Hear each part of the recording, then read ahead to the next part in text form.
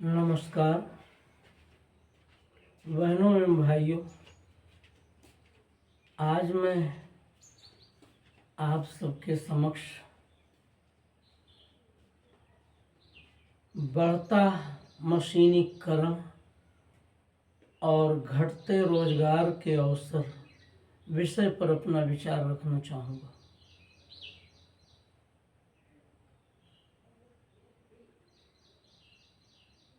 किसी देश का सच्चा शासन वो है जो अधिक से अधिक रोजगार का प्रवर्तन और प्रवर्धन करने का कार्य करे।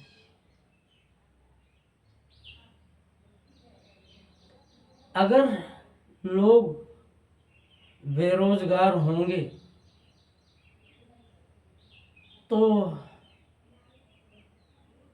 ये अच्छी अच्छी सड़कें, अच्छे अच्छे विश्वविद्यालय, संस्थान और मनोरंजन के संसाधन ये सब अंततः व्यर्थ ही सिद्ध होंगे।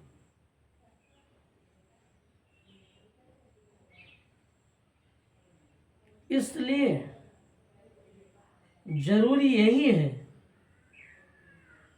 कि रोजगार के प्रवर्तन पर और प्रवर्धन पर ध्यान दिया जाए।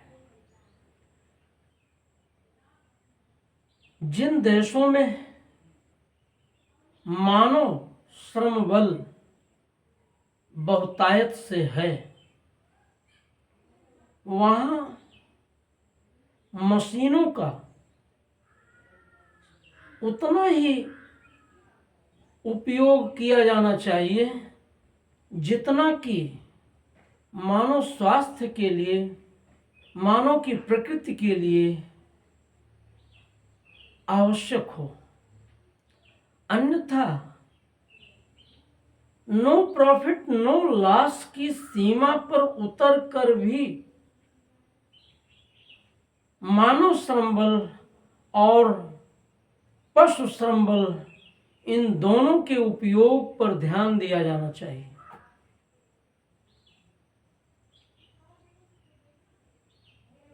आज हमारे देश में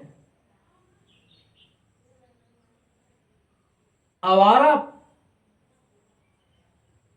पशुओं, खासतौर से गाय, भैंस आदि और उनके बछड़ों, सांडों, भैंसों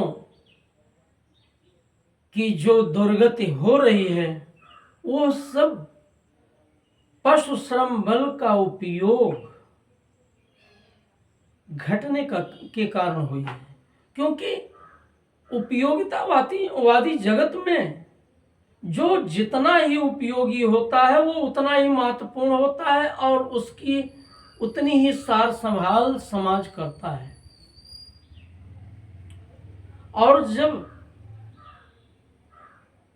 किसी का उपयोग घट जाता है तो उसकी उपेक्षा भी हो जाती है। सब तो जानते होंगे कि हर घर में कबाड़ खाना होता है जहां अनुपयोगी चीजें इसलिए रख दी जाती हैं कि समय आने पर हो सकता है कभी इनकी जरूरत पड़े। लेकिन चौपायों के साथ ऐसा नहीं है। गायों के, बछड़ों के साथ और गायों के भी साथ जो दुर्व्यवहार आज भारतीय समाज कर रहा है, जब तक वो दूध देती है, जब तक बछड़े दूध दुहने में सहायक होते हैं, तब तक तो वे देखभाल के अंतर्गत कुछ रहते हैं। और जैसे ही गायें दूध देना बंद करती हैं तैसे ही बछड़ों को दूर ले जाकर के, गायों को दूर ले जाकर के छोड़ दिया जाता है। फिर वे किसानों की फसलों को जब नष्ट करने का कार्य करते हैं तो उसके लिए सरकारों को दोष देने का सिलसिला शुरू होता है। सरकार उसके लिए दोषी ठहराई जाती है। ये सब इसलिए हो रहा है कि हमने मानव श्रम बल और पशु श्रम बल का न्यूनतम उपयोग करना शुरू किया है या इनका उपयोग करना बंद ही कर दिया है। ये सच है कि मशीनें हड़ताल नहीं करती, मशीनें तंबाकू गुटखा खाने के बहाने समय जाया नहीं करती, मशीनें विश्राम नहीं करती, मशीनें लघु शंका दीर्घ शंका आदि का बहाना लेकर के काम छोड़कर समय गंवाने का कार्य नहीं करती। लेकिन इसका अर्थ ये नहीं है कि हम मानव श्रम बल का उपयोग करना बंद कर दें, मानव को खूब सुख सुविधा से संपन्न करें, उसको वो खूब आराम से रहे, मौज से रहे, बिस्तर तोड़ता रहे, बिस्तर मरोड़ता रहे, खाट खंडित करता रहे, लेकिन उसके पास काम कुछ ना हो, समय समय पर खूब खाने को मिले, खूब पीने को मिले, तो फिर क्या होगा? तो फिर ये होगा कि उनके उस अवसर का लाभ, उनके उस श्रम का लाभ, उनकी उस ताकत का लाभ जो उन्होंने भोज्य पदार्थ खा करके प्राप्त किया है, उसका लाभ अराजकतावादी तत्व, आतंकवादी तत्व और उपद्रवी तत्व उठाने लगे, क्योंकि खाली दिमाग शैतान का घर होता है। जब व्यक्ति थका होता है तो वो विश्राम करता है, और जब व्यक्ति आराम किए रहता है और उसे कोई काम नहीं सूझता है तो समाज में उपद्रव करने का आचरण करने लगता है।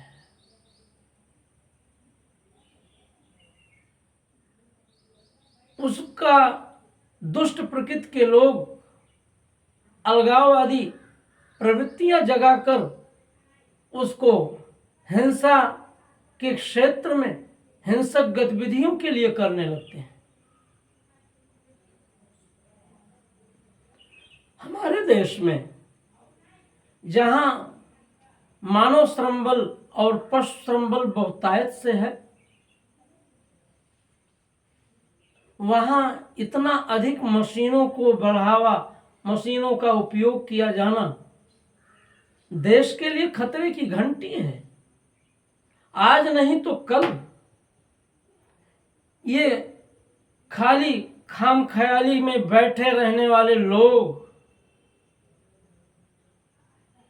देश और समाज की शांति भंग करने की भूमिका में लग जाएंगे।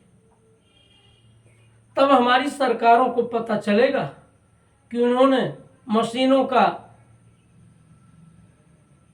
अधिकाधिक प्रयोग करके देश को कितना नुकसान पहुंचाया है। जितना ही अधिक सुख सुविधा संपन्न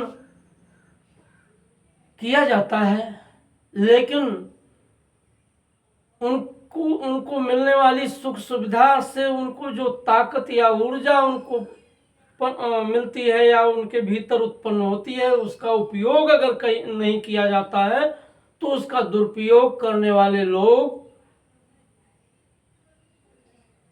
समाज में उतर करके समाज की शांति को, देश की शांति को भंग करने में भूमिका निभाने लगते हैं। फिर हिंसात्मक गतिविधियों को बढ़ावा मिलने लगता है, आतंकवादी गतिविधियां प्रबल हो जाती हैं, उपद्रवी तत्व इतने अधिक हो जाते हैं कि किसी सरकार के लिए, किसी व्यवस्था के लिए, किसी पुलिस प्रशासन के लिए उसको संभालना तक कठिन हो जाता है।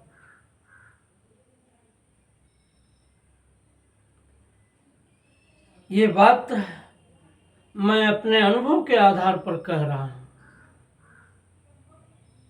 क्योंकि मेहनत करके, अपने खेतों में मेहनत करके, कल कारखानों में मेहनत करके और भी उद्योगों में मेहनत करके थका हुआ व्यक्ति विश्राम करता है, वो रात के अंधेरे में और दिन के उजाले में अपराध करने की ओर अग्रसर नहीं होता है।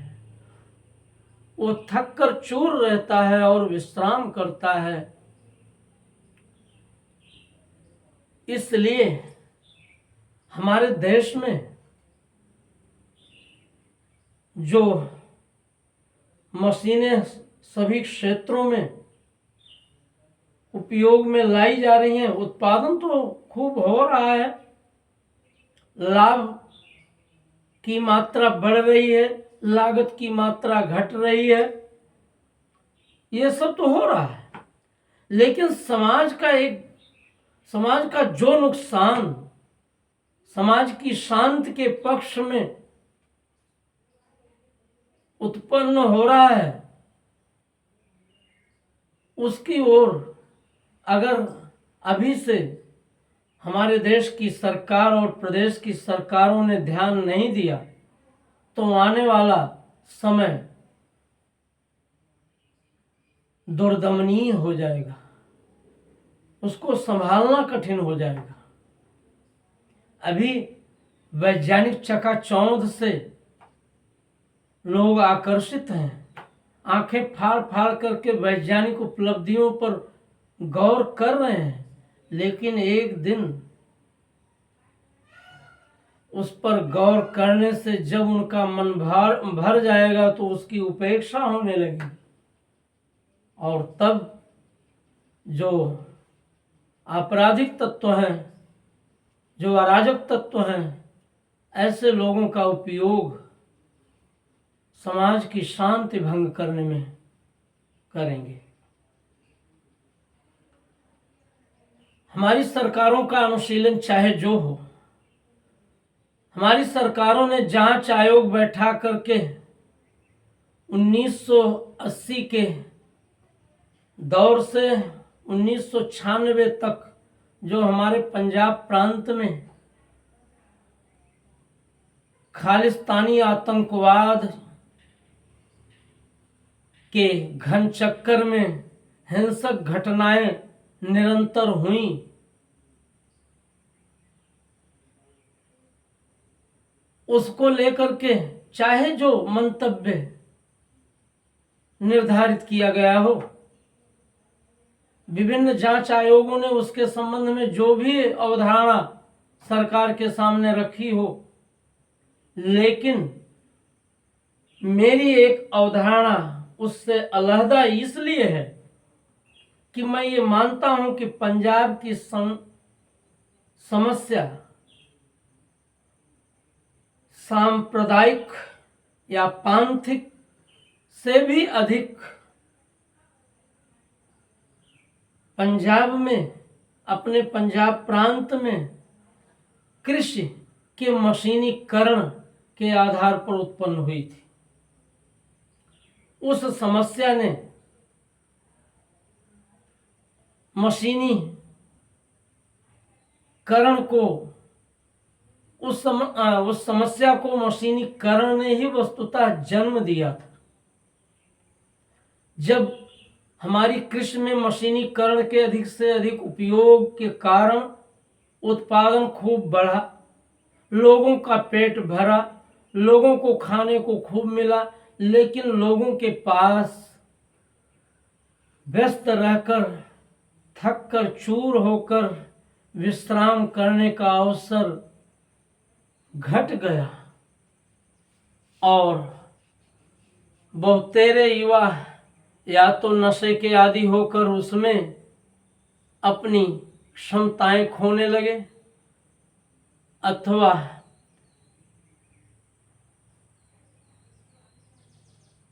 अराजकतावादी, अलगाववादी मनोवृत्ति के लोगों के बहकावे में आकर हिंसाचार करने में लग गए। उसको शांत करने में क्या क्या नहीं हमारे देश को झेलना पड़ा।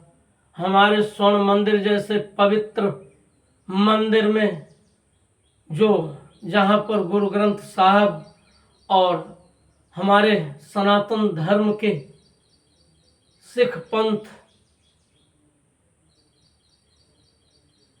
के महान गुरुओं की स्मृतियां संरक्षित रही हैं, उसे शस्त्रखाने के रूप में तब्दील हो जाने के कारण वहाँ जनरल कृष्णा स्वामी सुंदर जी के, जो उस समय उप थल सेनाध्यक्ष थे, के नेतृत्व में ऑपरेशन ब्लू स्टार को अंजाम दिया गया। और उस ऑपरेशन ब्लू स्टार से हमारे सिख भाई इतने आहत हुए, या उनकी मनोवृत्ति को इस तरह से गुमराह किया गया कि उन्होंने उसको अपने पंथ पर, सिख पंथ हमारे सनातन धर्म का रक्षक पंथ है, अपने सिख पंथ पर आक्रमण मानकर हमारे सिख भाई अत्यधिक विचलित हुए। कोई भी मंदिर, मस्जिद या गिरजाघर अगर शस्त्रागार के रूप में परिवर्तित होकर के आतंकवादी गतिविधियों का केंद्र बन जाएगा तो फिर उसकी पवित्रता तो उसके कारण पहले ही नष्ट हो चुकी होती है। फिर क्या क्या हुआ। ऑपरेशन ब्लू स्टार के बाद भी ब्लैक थंडर 1, ब्लैक थंडर 2 और ब्लैक थंडर 3 के प्रायोजन से कहीं जाकर के पंजाब में पनपा आतंकवाद किसी तरह से शांत हो सका, लेकिन उसकी चिंगारी सुलगा को आग का रूप देने वाले हमारे देश और दुनिया में अभी भी विचरण कर रहे हैं और वे अपनी साजिश में लगे हुए हैं। वो सब हमारी कृषि के मशीनीकरण, बेतहाशा मशीनीकरण का ही नतीजा था। उसको सिर्फ पांथिक रूप देने से बात बनने वाली नहीं है। हमारी सरकार को चेतना होगा, हमारी सरकारों को गौर करना होगा कि मशीनीकरण किस तरह से हमारे देश के लिए खतरे की घंटी है। मशीनीकरण सीमित होना चाहिए। श्रीमती इंदिरा गांधी की हत्या भी उनके सुरक्षा गार्डों द्वारा उसी ऑपरेशन ब्लू स्टार के बदले का परिणाम थे। हमें ये नहीं भूलना चाहिए। और हमारे देश और समाज में जो कुछ भी आपराधिक प्रसंग घट रहा है, हमारे पश्चिम बंगाल में जो आज अतिवादी गतिविधियां वहाँ की सरकार के संरक्षण में होती लक्षित हो रही हैं, उसमें भी कहीं न कहीं बेरोजगारी, बेकारी अपनी भूमिका में है। युवकों को राजनेताओं और राजनीतिक दलों, खासतौर से सत्ता में बैठे राजनीतिक दलों से कुछ खर्चा मिल जाता है बिना मेहनत का, और फिर उस खर्चे के बदले में उस राजनीतिक दल के, उस राजनेता के वे गुलाम से होकर उनके द्वारा निर्देशित अनुचित गतिविधियों में लग जाते हैं। ये बात हमारे जैसे देश के लिए बहुत जरूरी है कि यहाँ उन्हीं क्षेत्रों में मशीनीकरण किया जाए, और वो भी सीमित मशीनीकरण। आप सबके संज्ञान के लिए मैं बता दूं, भारत के कोल इंडिया लिमिटेड उपक्रम में किसी समय लगभग 7 लाख से भी अधिक कर्मचारी कार्यरत रहे। आज वो 3 लाख के आसपास रह गई। उसका सिर्फ कारण है कि मशीनीकरण बढ़ा है और श्रमजीवी मजदूर वहां श्रम करने से दूर हुए हैं। यह स्थिति तमाम कल कारखानों में भी है। मैं अपने देश के उद्योगपतियों और अपने देश की प्रांतीय सरकारों और केंद्र सरकार से ये निवेदन कर रहा हूं कि वे इस ओर ध्यान देने का कार्य करें।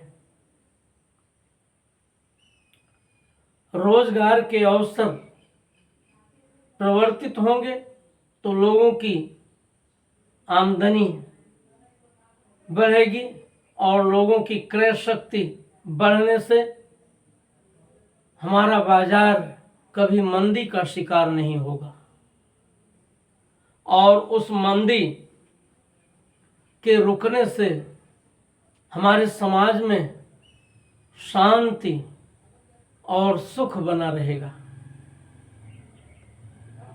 ये जरूरी है कि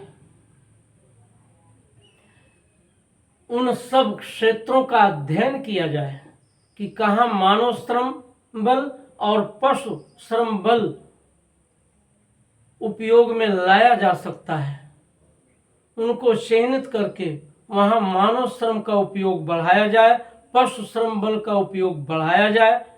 पशु श्रम का उपयोग बढ़ने से हमारे देश की जो विदेशी पूंजी है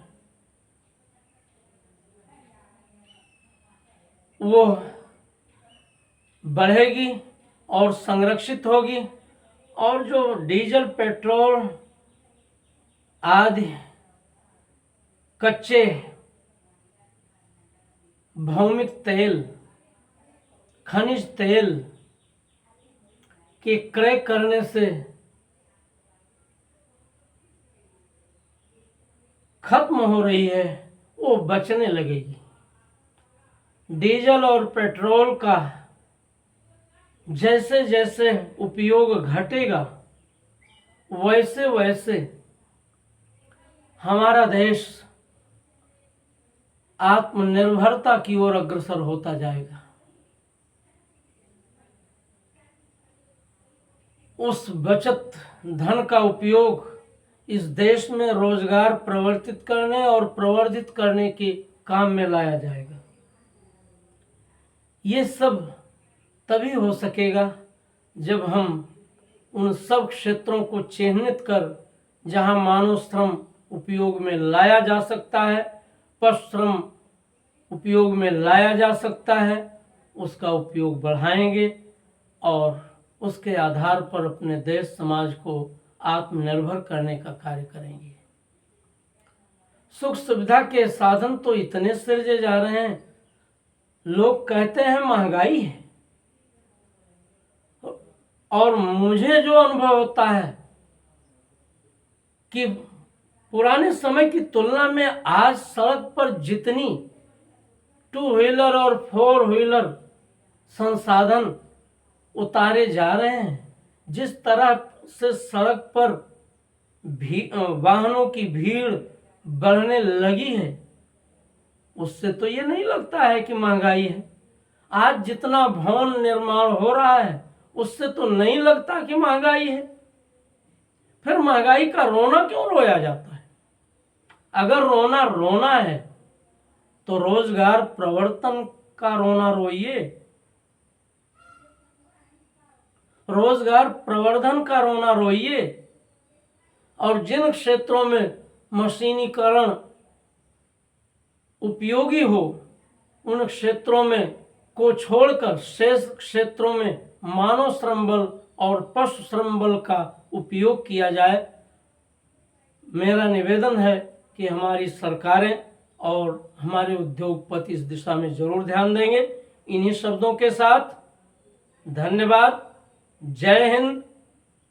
आप सभी कोई मेरा विचार अगर पसंद आया होगा तो आप सभी से सब्सक्राइब करना न भूलें, इस पर अपनी टिप्पणी बॉक्स में अंकित करना न भूलें और अपना आशीर्वाद हमें देने की कृपा करें।